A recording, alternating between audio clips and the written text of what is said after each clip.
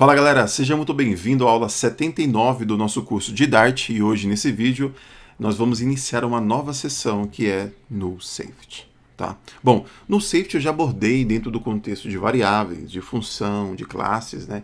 Porque esse assunto não tem como você não deixar de falar nele, principalmente no contexto que nós estamos hoje, né? Null Safety ele já está sendo utilizado bastante dentro de alguns conceitos, né? De versões do Flutter, tanto das versões do Dart já está exigindo que nós utilizemos somente no Safety, né?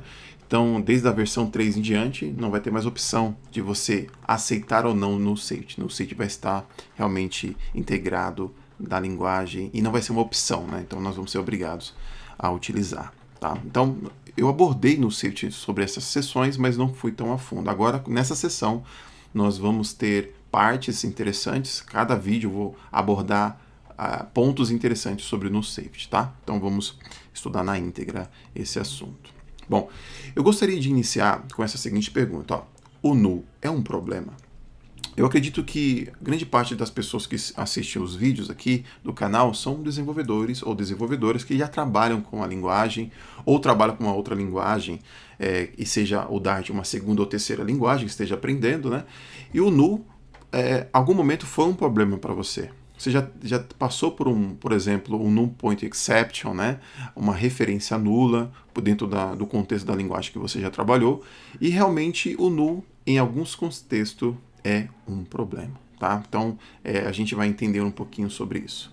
De acordo com o criador, Anthony, ele fala que realmente é um problema, tá? Porque teve uma conferência que ele fez em 2009, ele pede desculpas por ter inventado a referência nula, tá? Um erro que, né, de bilhões de dólares para muitas empresas, tá? Então ele fala um pouquinho mais nas referências, vou deixar na descrição para que você possa ver, e também tem um vídeo muito interessante que ele aborda essa referência nula lá, que ele faz um passo a passo, por que ele criou, naquele contexto, naquela época, né? Porque ele trouxe isso. É muito importante que você também possa ter a oportunidade de estudar, tá bom? Então, vale muito a pena saber, né, qual foi essa origem, qual é essa história, e o contexto que nós estamos hoje é totalmente diferente, e o Null Safety ele veio nos ajudar para corrigir alguns problemas que eu vou abordar da próxima sessão de agora, tá? Então vale muito a pena. Então, no pointer,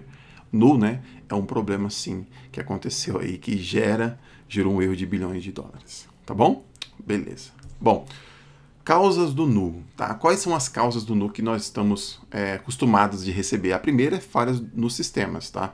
É comum nós testarmos ambiente de teste, testarmos no ambiente de desenvolvimento, mas infelizmente, não sei se já aconteceu com você, os bugs só acontecem na mão do cliente. Às vezes ele fez um fluxo lá que nós não previmos, e aí aconteceu o quê? Falhas nos sistemas, e às vezes quando nós vamos ver os logs, há uma variável com referência nula, realmente um botão não funcionou, alguma coisa deu errado porque houve uma falha no sistema, foi infelizmente causada por uma referência nula, né? Então aquele sistema deixou de passar por alguns cenários que o null infelizmente estava no lugar errado ali na hora errada e acabou prejudicando as falhas nos sistemas, né? Bom, códigos mentirosos.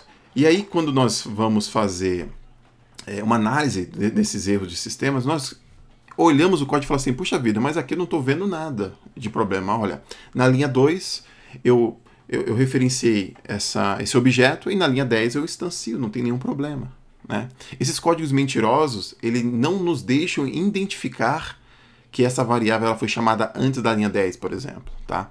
Então, esses códigos trazem, né, problemas para o nosso código, para um contexto que pode atrapalhar bastante, tá?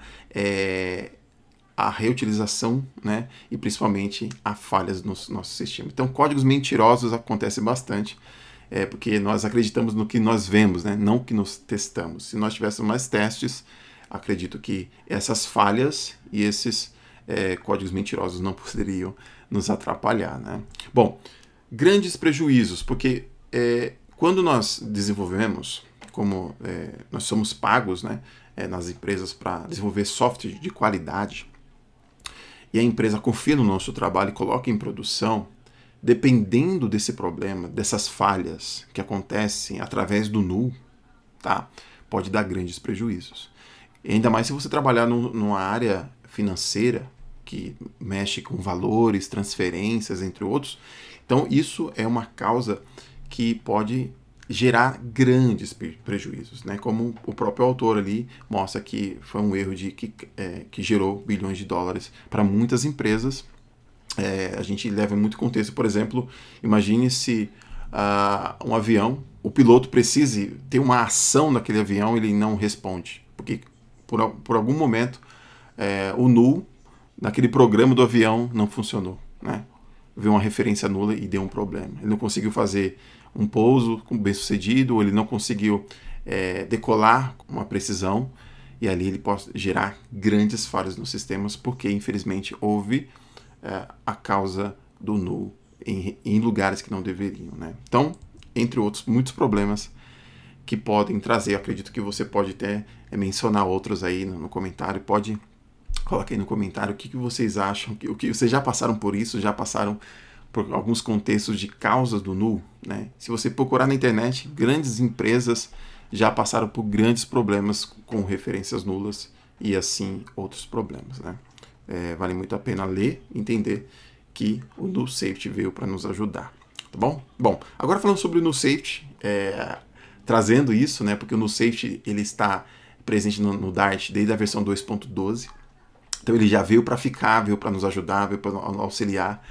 Então vocês perceberam que o null safety, além dos erros e códigos mentirosos, né, ele veio nos alertar, falar assim, olha, essa variável aqui que você colocou na linha 2, ela não foi inicializada e você precisa inicializar, você precisa instanciá-la.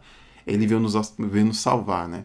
É tanto que você olhar mais na documentação, principalmente na referência, traz mais instruções sobre o null safety como performance, melhorou muito a linguagem, né?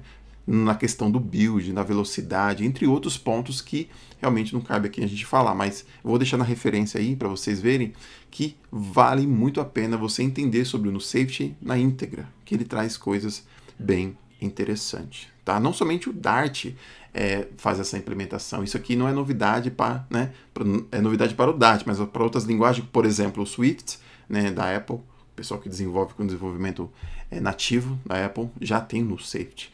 O Kotlin, né? O Kotlin também faz essa implementação do null safety, que tem ajudado bastante ali na tomada de decisão, tá bom? Bom, para mostrar um exemplo aqui, tá? Esse aqui é um exemplo do que nós vamos ver mais a fundo nas próximas aulas. Eu criei uma classe Customer, tá? Ó, criei uma classe Customer com uma propriedade do tipo string name, e você percebeu que imediatamente o compilador não deixou essa variável não ser inicializada ou dentro de um contexto para um construtor, tá? E olha só que o analisador já me mostra, tá? Aqui foi um contexto que eu coloquei o mouse em cima, tá? Ele já mostrou essa caixinha para mim, mostrando, ó, sabe a variável name do tipo string, ó, type string, ela não é não nullable. O que ela está querendo dizer para mim? Ó, essa variável ela não pode ser usada dessa forma. Ela precisa ser o quê? Inicializada. Tá? Tente adicionar uma expressão para iniciar ela, ou criar um construtor para iniciar essa variável, ou faça uma outra forma. Ó, adicione o late, mas a responsabilidade dela de iniciar é sua. Tá? Então, olha só o que ele está querendo fazer. Ele está conversando comigo, falando que isso aqui é um problema, que ele precisa inicializar essa variável, porque futuramente ele pode gerar grandes problemas, tá? Bom, aí eu segui o conselho dele, tá, do analisador, e eu coloquei duas opções aqui, tá? Uma, eu disse para o analisador, ó, analisador, vem cá, eu concordo que essa variável name, ela pode ser nula, ó, eu coloquei esse sinal, e eu falei para ele, ó, essa variável, ela pode ser nula. Uma outra forma que eu fiz foi colocar o late antes do tipo. E eu estou falando para o compilador aqui, o analisador falou assim, ó, analisador, vem cá, tá? O name, ele vai ser inicializado mais à frente, mas ele não pode ser nulo, tá? Então, essa variável aqui ela não pode ser nullable. Então, se eu chamar essa variável, ele vai lançar um erro de variável que não foi inicializada, tá? Então, eu vejo bastante pessoas, corrige as variáveis colocando uma interrogação. Toma cuidado, tá?